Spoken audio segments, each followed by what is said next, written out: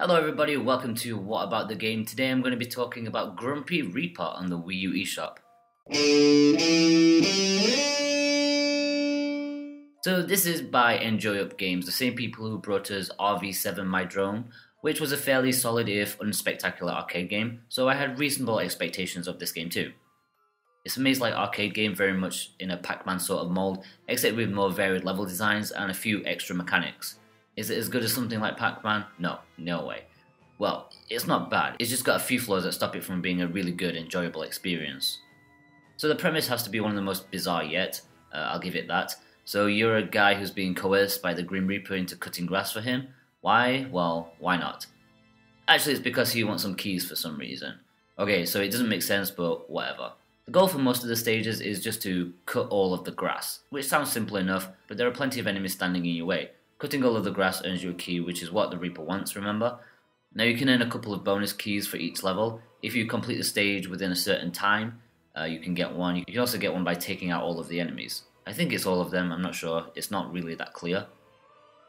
But yeah, so there are 3 keys up for grabs on most levels. They do vary the levels up quite a bit, which is to their credit. Sometimes you'll have like a survival mode where you just survive for a few minutes. There are timed ones where you must finish within a certain time or you fail.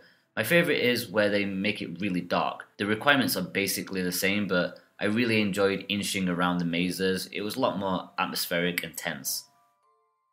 So what do keys do? Well, they can upgrade your health, your equipment, and the power-ups that you can get. They're really very useful. There are plenty of enemies in Grumpy Reaper. Zombies, bats, ghosts, vampires, and so on. Normally you're very vulnerable to them and you can't really defend yourself. That is unless you have some fuel, which can occasionally be found after cutting some grass. Fuel lets you unleash an attack. If you have a little fuel, you can use a dashing attack which lets you mow down zombies. If your fuel tank is full, then you can use a really powerful attack that lets you plow through everything, including enemy spawn points. The problem is, it doesn't seem like there's ever enough fuel going around. I often found myself wanting, if not needing, fuel to pass, and I just didn't have any. Instead of relying on collecting fuel, you can exchange some keys, which to be honest is a ridiculous design decision. During one of the early levels, I was encouraged to use some keys to buy fuel so I could take out some enemies. Since I was playing a bit stupid at the time, I kept failing and I was just wasting my keys. All the keys I'd earned up to that point were gone. And that was before I knew that keys could upgrade equipment and before I knew how scarce keys were. You can only obtain keys by completing levels, so if you need more keys, you need to go back and grind for them, playing levels over and over, which is a really bad decision. Especially considering you collect coins in the level by taking out enemies. I mean, why couldn't this be used as currency to buy fuel or life? In fact, I've looked around for a bit and I can't for the life of me figure out what coins actually do.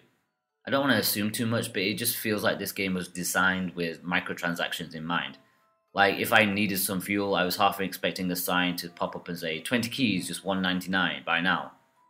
So that's my biggest problem with the game. The other problem is that after about the halfway point, it starts to become quite annoying. Not only because of the keys thing, but just because of the overwhelming amount of annoying enemies like the vampire, and mainly the guy that follows you around behind once in a while. You know, it just makes retreating impossible, which is another bad design choice for me personally.